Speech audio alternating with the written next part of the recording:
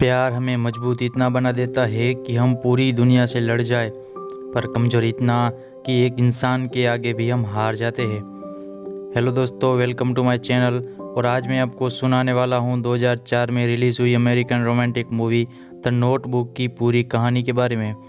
ये कहानी में एक ड्यूक नाम का एल्डर मैन एक एली नाम की एल्डर लेडी को 1940 में प्यार में पड़े एक कपल की कहानी नोटबुक में से रीड करके सुनाता है।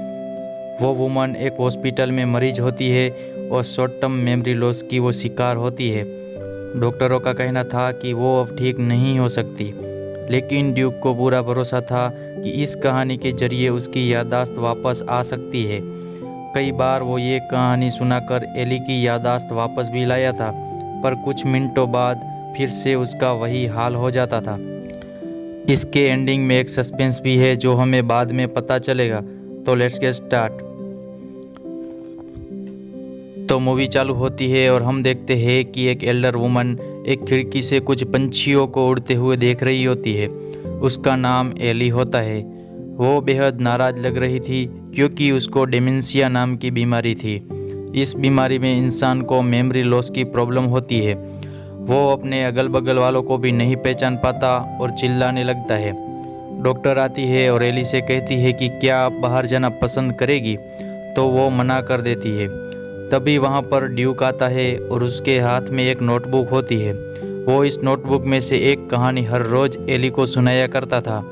एली को भी वो कहानी बेहद ही पसंद थी। ड्यूक एली को कहानी सुनाना स्टार्ट करता है। 1940 में नोवा अपने दोस्त फिन के साथ एक कार्निवल में जाता है, जहां वो एक 17 साल की लड़की को देखता है और उसे पसंद करने लगता है। उसका दोस्त फिन उसे बताता है कि उस लड़की का नाम एली हैमिल्टन है, जो न्यूयॉर्क शहर से यहाँ समर की छुट्टियाँ मनाने के लिए आई है। काफ़ी ही अमीर बाप की वो बेटी है। तो एली जब आती है तो नोवा उसे डांस के लिए पूछता है, पर वो मना कर देती है और अपने दोस्तों के साथ चली जाती है। रास्ते में फिन की गर्लफ्रेंड सारा उसे बताती है कि नोवा फिन के साथ काम करता है। वैसे तो वो शर्मिला है, पर शायद तुम उसे पसंद हो, इसीलिए तुमको डांस के लिए पूछा। फिर नोवा रोलर कोस्टर में एली के साथ ज़बरदस्ती बैठ जाता है और दोस्ती करने के लिए पूछता है, पर जब एली मना कर देती है तो वो लटक जाता है और नीचे कूदने की धमकी भी देता है। तो एली को फाइनली उससे दोस्ती के लिए हाँ करनी ही पड़ती है। अगली सुबह नोवा एली को मिलता है और कहता है कि उस रात कार्निवल में जो हुआ इसके लिए वो माफ़ी मांगता है। वो कहता है कि वो आदमी बुरा नहीं है, पर जो चीज़ उसे अच्छी लग जाए तो उसके लिए वो पागल बन जाता है और उससे प्यार करने लगता है। यहाँ एली भी नोवा से थोड़ी इम्प्रेस हो जाती है और नोवा जब उसे डेट के लिए पूछता है तब वो मुस्कुराकर मना कर देती है। उसी रात फिन, सारा, एली और नोवा एक थिएटर पर मिलते हैं और मूवी देखते हैं। मूवी देखने के बाद नोवा एली को पैदल घर ले जाता है ताकि रास्ते में बातचीत हो सके।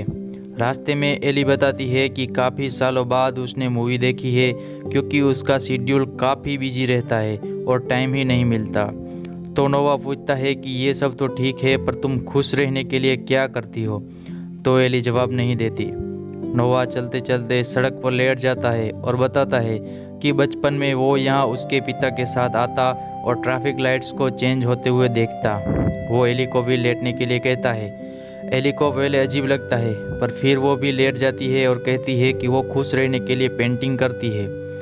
वैसे उसके मन में काफ़ी सारे विचार आते रहते हैं, पर जब पेंटिंग का ब्रश उसके हाथ में आता है तो सब कुछ भूल जाती है और मन उसका शांत हो जाता है। एली उस रात नोवा के साथ बेहद खुश थी। वो खुल के जीने लगी थी। नोवा के साथ सड़क पर डांस भी करती है। प्रेजेंट में एल्डर एली भी काफ़ी शौक से ये कहानी सुनती है और कहती है कि आगे सुनाओ। तो ड्यूक कंटिन्यूस करता है। उस रात के बाद एली और नोवा को अलग करना नामुमकिन सा हो गया था। वो हर पल साथ जीने लगे थे। एक रात में एली नोवा के घर पर आती है और उसके पापा को भी मिलती है। नोवा के पापा को एक पेंटिंग भी गिफ्ट करती है। एली अब इस परिवार के साथ घुल मिल गई थी। ये एक अजीब सा रिश्ता था क्योंकि नोवा गांव का पला बड़ा, एली शहर की रहने वाली थी। एक बेहद कामयाब तो दूसरा अभी अपने पैर जमा रहा था। एली को नोवा ने नई जिंदगी दी थी। वे दोनों समंदर के ठंडे पानी में नहाते, डांस करते, तालाब में गोते लगाते और ड्राइविंग भी करते। ज़्यादातर समय वे लड़ते, पर मोहब्बत उनकी लाजवाब थी। एली के पापा को ये बात पता चलती है तो वो नोवा से मिलने के लिए कहते हैं। नोवा एली के परिवार को ब्रेकफास्ट पर मिलता है। एली की माँ उसको अपने बारे में बताने को कहती है तो वो कहता है कि वो लकड़ी को चीरने का काम करता है और घंटे के 100 रुपये भी कमा लेता है।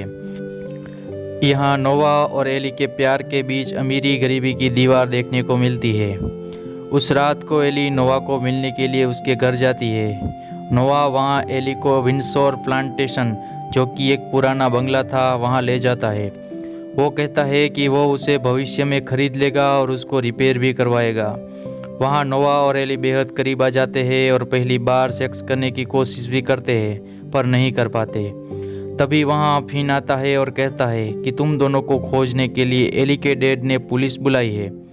एली और नोवा दोनों एली के घर पहुँचते हैं। नोवा एली के पापा को कहता है कि सारी गलती उसकी है, उसको ही टाइम का अंदाज़ा नहीं रहा और देर हो गई।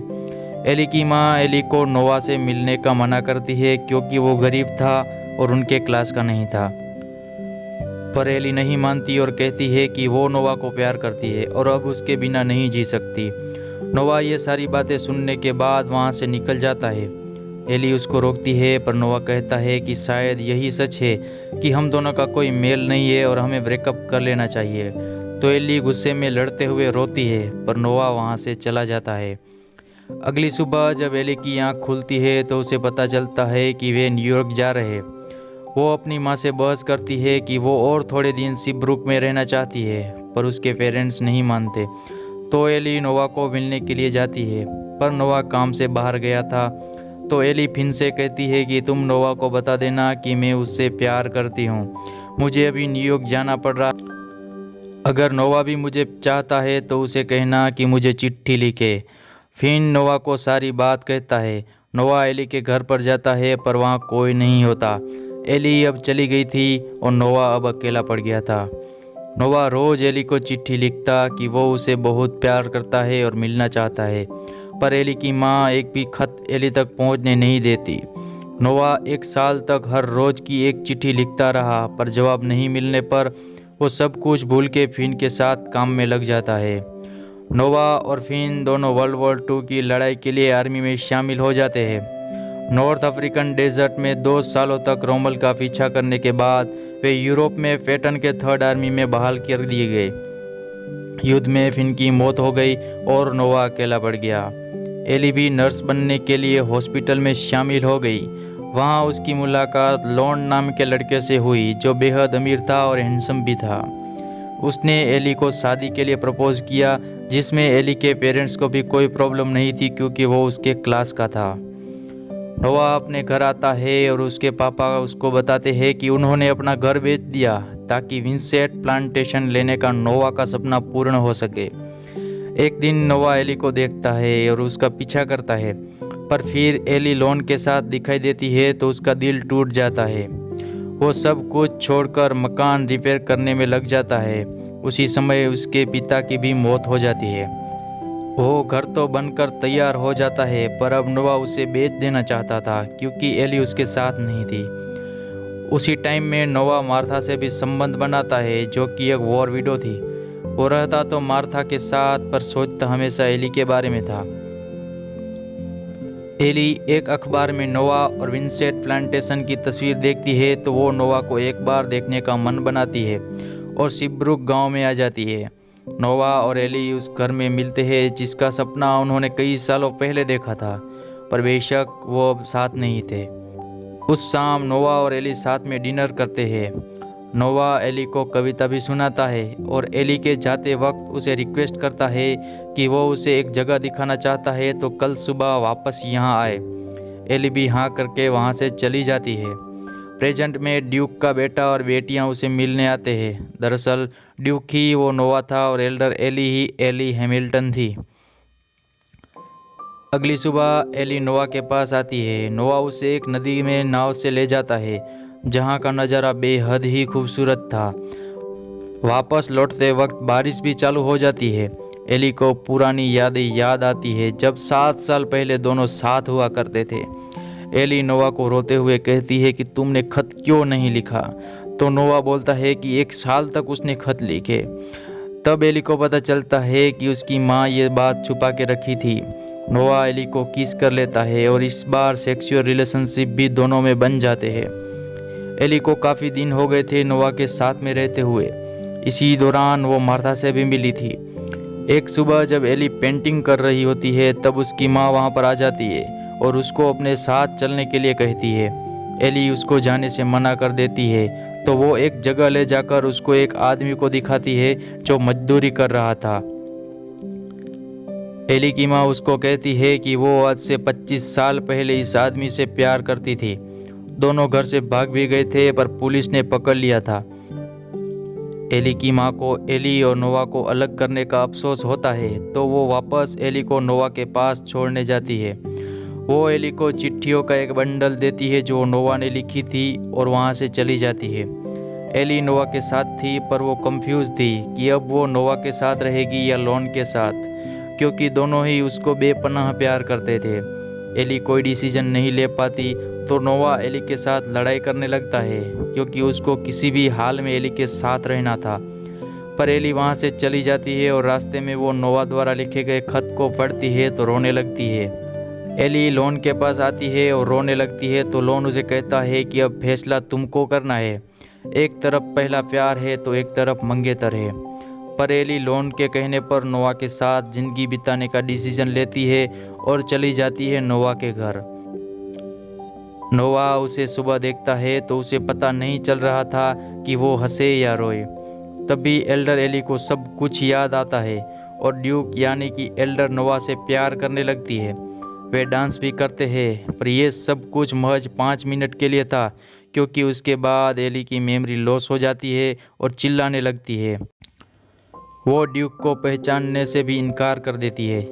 ड्यूक ने बहुत कोशिश की थी पर वो एली की याददाश्त वापस नहीं ले आ पाया था। इस सदमे के कारण उसे हार्ट अटैक आ जाता है और वार्ड में दाखिल हो जाता है। उस रात वो एली के वार्ड में जाता है। दोनों साथ में होते हैं और जब सुबह होती है तब दोनों की मौत हो जाती है। उन दोनों का प्यार इतना सच्चा था कि साथ में जिए थे और साथ में मरे। क्या आप भी मानते हैं कि प्यार के लिए सब कुछ जायज़ है, चाहे फिर जान देना हो या नोवा की तरह सालों तक इंतज़ार करना हो? तो इस वीडियो को लाइक करें और चैनल को सब्सक्राइब करें। मिलते हैं अगले वीडियो में।